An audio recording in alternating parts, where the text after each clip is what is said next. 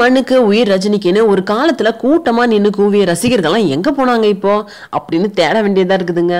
முந்தா நாள் வரைக்கும் தோணாத அந்த கவலை இன்னில இருந்து பட்டோலி வீசி பறக்க என்ன காரணம்? சமீபத்துல திரைக்கு வந்திருக்கும் அட்ரா மச்சான் விசில் படம் தான். இந்த படத்துல ரஜினியையும் அவரது ரசிகர்களையும் கிழிச்சு தொங்க விட்டுருக்காரு அந்த படத்தோட இயக்குனர் திரைவண்ணன். இந்த படத்துல பவர் ஸ்டார் சீனிவாசனுடைய ரசிகரா மிர்ச்சி சிவா நடிச்சிருக்காரு.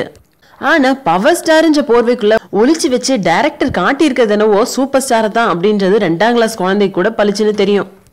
பவர் ஸ்டார் சீனிவாசனுக்கு ஓப்பனிங் சீன் வைக்கும் போதே அவர் ரஜினியோட புகழ்பெற்ற டயலாக தான் சொல்லிக்கிட்டே அறிமுகமாறாரு.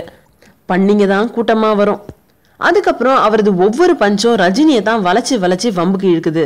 இப்படி பட்டவர்த்தனமா ரஜினியை தாக்கிய வசனங்கள் ஒரு புறம் இருக்கட்டும், லிங்கா படத்தை வாங்கி நஷ்டப்பட்ட விநியோகஸ்தர்கள் சிலருடைய புலம்பலத்தான் நீட்டி முழக்கி படமாக்கி இருக்காங்கன்றது மிக தெளிவாவே புரியுது. இப்படி நேரடியா வேட்டியை உருவிவிட்ட பின்னாடி அவங்க சொல்ற சமாளிப்புலாம் எதுவுமே எடுபடவே இல்லை அப்படின்றதுதான் உண்மை. நீ அசைந்தா புவி அசையும் அப்படின்ற அளவுக்கு அவர் மேல வெறி கொண்டு திரிஞ்ச அத்தனை பேரும் இந்த அநீதியை பார்த்த பின்னாடியும் எந்தவித ரியாக்ஷனும் இல்லாம விட்ரா மச்சான் விசிலு அப்படின்னு ஒதுங்கி போறதுதான் சோகத்திலயும் பெரிய சோகம்.